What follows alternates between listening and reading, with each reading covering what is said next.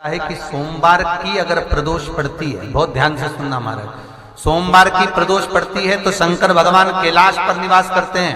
महाराज ये एकादशी शंकर से कह रही है कि आपका स्थान ये नहीं कि आप कैलाश पर मिले, उस वार को, उस तिथि के दिन, उस अनुकूल।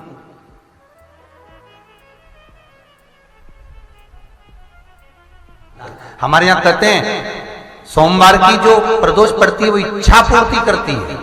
ऐसी प्रदोषों का नियम वर्णन किया चाहिए। भगवान कहते ठीक है, तू थोड़ी देर खड़ी हो। एकादशी सम्मुख खड़ी हुई, पार्वती जी ने जिस अंगुष्ठ का जल पीने के लिए लिया था हाथ में, बस पीने ही वाली थी, शंकर भगवान ने वही हाथ में जल लेकर एकादशी के हाथ में उसको देकर कहा, ले, ये मेरे द्वारा निर्मित एक व्रत है जिसे त्रयोदशी के दिन तूने मांगा है, मैं तुझे देता हूं। आज इस व्रत का फल मैं तुझे प्रदान करता हूं। अब तू जिस जीवात्मा को लेकर जाएगी उसका पाप प्रबल नहीं होगा। किसी स्त्री, पुरुष, बालक, बुजुर्ग जो भी होगा जिसने प्रदोष का व्रत करा होगा, वो जीवात्मा को तू किसी फल की कामना से नहीं, स्वतः ही लेकर चली जाए। उसमें कोई कामना नहीं है। बन सके जीवन में 11 प्रदोष या 26 प्रदोष करने के बाद आप उसका उद्यापन कर विराम भी दे सकते। पर जीवन में एक बार प्रदोष का व्रत मौका मिले, जिस कामना से, जिस दिन का भाव आपके मन में आए कि मुझे रोग से मुक्ति पाना है तो ये प्रदोष मुझे करना है, मैं और रोग मुक्ति के लिए, हम मंगल, जो भी आपके मन में आ रहा है, संतान प्राप्ति के लिए शनिचरी प्रदोष, आप उसका स्मरण करें। फिर लिखा शिव महापुराण में, बड़ा सुंदर लिखा वेदव्यास जी ने, मान लो आप प्रदोष का व्रत नहीं कर सकते, आप अगर व्रत नहीं कर सकते तो प्रदोष के दिन, प्रदोष काल में शाम का समय, सूर्यास्त का कुछ पल, कुछ घड़ी के पहले से लेकर बाद तक का प्रदोष काल के अंतर्गत आप शंकर जी के मंदिर में जाकर 1 लोटा पानी, 5 बेलपत्र भी अगर समर्पित करते हैं तो संपूर्ण प्रदोष का फल आपके भाग्य में प्रबल हो जाए।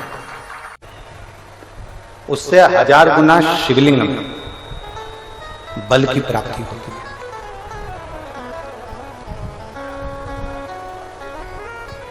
प्रदोष के दिन यदि आपको कहीं से शमी पत्र मिल जाए, प्रदोष के दिन यदि कहीं से आपको शमी पत्र मिल जाए, और प्रदोष काल में, प्रदोष का जो समय होता है, शाम का जो समय होता है प्रदोष काल,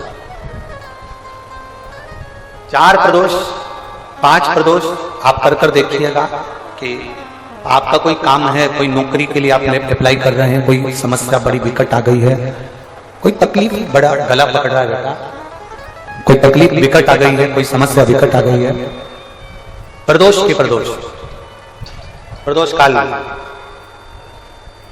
अगर एक शमी पत्र भी आप घर के शिवलिंग को, अब ये करने के लिए आपको मंदिर के शिवलिंग नहीं जाना, अपने घर में जो शिवलिंग, चाहे वो स्फटिक का हो, पारद का हो, कंकर शंकर का हो, लकड़ी का हो, जो शिवलिंग तुम्हारे घर में, कांच का हो, चाहे वो नर्मदा के कंकर का हो, नर्मदेश्वर हो, पाषाण का हो, जो शिवलिंग, चांदी का हो, सोने का हो, तांबे का हो, पीतल का हो, जो शिवलिंग तुम्हारे, एक शमी पत्र यदि आप भगवान शंकर के शिवलिंग पर समर्पित कर रहे हो और उस शमी पत्र को उठाकर रात्रि को 9:15 की जो एक मुहूर्त होता है, एक समय होता है, जिस समय पर हम अपने मन की बात भगवान शंकर को कहते हैं, पूर्व में भी इसका वर्णन हम कर चुके हैं कथाओं में, उस 9:15 पर वो शमी पत्र को उठाकर एक कागज में, एक कटोरी में उसको रखते हैं। 4 या 5 प्रदोष के उस शमी पत्र को अपने पास में रखिए और जिस कार्य के लिए जा रहे हो उसको जेब में ऊपर के भाग में उसको रखकर लेकर जाइए, आपका वो कार्य सफल होकर ही रहेगा, वो रुक नहीं सकता। शमी पत्र में इतना बल होता है, प्रदोष का जो शमी पत्र होता है वो बड़ा बलवान होता है, बड़ा एक पत्र है। प्रयास करना, जब जब जिस जिस महीने में जो जो प्रदोष पढ़ा करे, जब प्रदोष पड़े, बन सके 1 बेलपत्र, बन सके 5 बेलपत्र, शमी पत्र, हरे मुंह, हरा मुंह, बेलपत्र, एक कलश के अंदर थोड़ा सा पानी लेकर 1 बेलपत्र, हरा मूंग, शमी पत्र डालकर और उसमें थोड़ा सा गुड़ डालकर भगवान शिव का स्मरण कर कर प्रदोष काल में, मान लो कोई काम आपका बहुत जरूरी है, बहुत दिनों से आप थक गए हैं, नहीं हो रहा, कर्जा बढ़ रहा है, धन नहीं आ रहा, व्यापार नहीं चढ़ रहा, या कोई समस्या बहुत प्रबल है, कोई एग्जाम में बैठ रहे हो नहीं हो रहा, परीक्षा भी दे दी है, रिजल्ट आने ही वाला है, तो भी प्रदोष काल में, प्रदोष के समय वो जल, मूंग, समीपत्र और बेलपत्र और गुड़ का शंकर के शिवलिंग को समर्पित करना प्रारंभ कर दो। 2 या 3 प्रदोष करोगे, बाबा आपकी मनोकामना शीघ्र पूर्ण कर देगा। 2 या 3 करो, बाबा करेगा। होता तो प्रदोष व्रत का नियम जो आप ले रहे हैं, प्रदोष व्रत को जो आप श्रवण कर रहे हैं, उसको जरा ध्यान से सुनिएगा। सबसे पहले स्नान ब्रह्म मुहूर्त का, सुबह का, उसके बाद में फिर आसन पर बैठकर भगवान की भक्ति को धारण करना, शंकर का अनुमोदन करना, शिव भक्ति में डूबे रहना, शंकर का स्मरण करना, शंकर के नाम का स्मरण करते रहना। ये प्रदोष का मूल तत्व। महाराज, प्रदोष व्रत करने वाले को भोजन नहीं करना चाहिए, ध्यान दीजिए। फलाहार करो, उसमें भी नमक का सेवन मत करो। प्रदोष व्रत में नमक का सेवन वर्जित होता है। कारण क्या कारण होता है?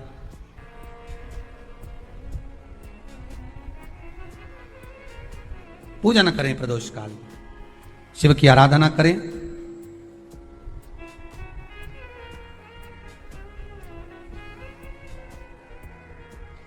आगे वर्णन आया। प्रदोष व्रत करने वाले को प्रदोष के दिन प्रयास करना चाहिए कि रात्रि के समय पर आधा घंटा, 10 मिनट, 20 मिनट जागरण करे। जागरण मतलब थोड़ा भगवान का भजन कर ले। भले 4-5 माताएं इकट्ठी नहीं हो तो अपन अकेले ही कर लो। अपन अकेले कम है क्या भाई? अपन कम खड़े, आराधना अकेले भी करो, जागरण करो। जब आपकी 11 प्रदोष हो जाए, 26 प्रदोष हो जाए, तब उद्यापन करो। उद्यापन 2 ब्राह्मणों को जोड़े से बुलाओ, ब्राह्मणों को जोड़े से बुलाकर उनके चरणों की पूजन कर कर, आराधना कर कर, सुंदर मंडप तैयार कर कर भगवान का, उसमें सुंदर रंगोली डालकर, मंडल बनवाकर पूजन करो शंकर भगवान की प्रदोष का। एक दिन पहले गणेश की आराधना करो, पूजन करो, और प्रदोष वाले दिन जो मंडल बनाए हैं पूजन अर्चना करने के लिए, जो स्थान दिया है उसकी आराधना करो। खीर की आहुतियां दीजिए 108 बार। जो ब्राह्मण आए उनके माध्यम से मंत्रों द्वारा पूजन कराकर खीर की आहुतियां दीजिए शिव नाम। महाराज, फिर ब्राह्मणों को जोड़े से भोजन कराकर, चरणों को नमन कर कर, दक्षिणा प्रदान कर कर, निवेदन कर कर ब्राह्मणों से कहें, हे ब्राह्मण देवता, आप हमें आशीर्वाद प्रदान करें कि जिस प्रदोष का हमने व्रत किया है उस व्रत का पुण्य फल हमें प्राप्त हो। ऐसा ब्राह्मण चरण को नमन कर कर, प्रणाम कर कर उनसे अपने मस्तक पर अक्षत छुड़वाएं। फिर नमन कर कर, भोजन कराकर विदा करें। शाम को भगवान का जागरण करें। ऐसे प्रदोष व्रत का उद्यापन कर अपने जीवन को सार्थक बनाएं। ऐसा सुंदर प्रदोष व्रत का व्याख्यान वर्णन स्कंद पुराण में कर देती है। लक्ष्मी जी ने बेलपत्र के वृक्ष के नीचे साधना करना प्रारंभ करा। जैसे ही मां लक्ष्मी ने बेलपत्र के वृक्ष के नीचे साधना करना प्रारंभ करा तो देवाधिदेव महादेव कुछ ही समय में, प्रदोष काल के समय पर, लक्ष्मी जी के सामने शंकर भगवान प्रकट। शिव जी ने पूछा, लक्ष्मी तुम्हें क्या चाहिए? लक्ष्मी जी कहती हैं मेरी ये अश्व की योनि, मुझे अश्वी बनना पड़ा, घोड़ी बनना पड़ा।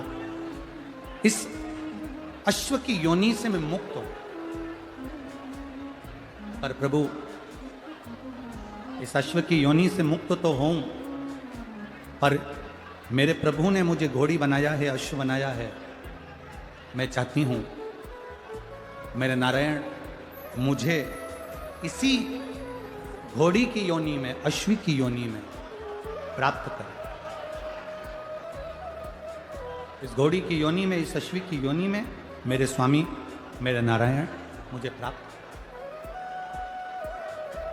ठीक है, भगवान भोलेनाथ जी ने कहा आप चिंता ना करें,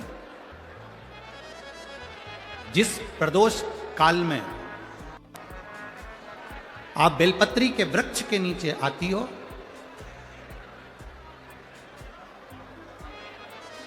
दुनिया का कितना भी दरिद्र व्यक्ति हो, चाहे दुनिया का कोई व्यक्ति ऐसा हो जिसका कभी व्यापार चलता ही नहीं हो, उसने 50 बार बदल के देख लिया, फैक्ट्री चली नहीं रही, जिस काम को करने के लिए जाते हैं वो काम टल जाता है, आज की जगह कल, कल की जगह परसों, परसों की जगह नरसों, काम होता ही नहीं।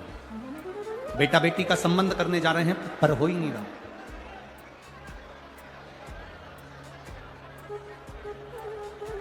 कितना भी दरिद्र से दरिद्र व्यक्ति है, कितना भी दीन से दीन व्यक्ति है, एक नियम वो अगर अपनी जिंदगी में बना ले, प्रदोष काल में, प्रदोष के समय पर बेलपत्री के वृक्ष के नीचे एक बार जाकर नमन करना, और प्रदोष काल में शंकर भगवान के मंदिर में दिया लगाना। ये 2 चीजें अगर वो 3 महीना भी लगातार कर ले तो उसके जीवन में कभी कोई समस्या आ ही नहीं सकती, कोई दुख आ ही नहीं सकता। एक नियम बना, जैसे जिस नारी को, जिस पुरुष को, जिस बच्चे को, जिस बड़े को चर्म रोग हो जाता है, चमड़ी सफेद पड़ने लगती है, जब चमड़ी सफेद पड़ने लगती है, चर्म रोग जैसा जब हो जाता है या चर्म रोग उसको घेरने लगता है, चमड़ी जब सफेद पड़ने लगे या चमड़ी काली पड़ने लगे, या चर्म रोग सोराइसिस जैसी बीमारी तक के लिए है।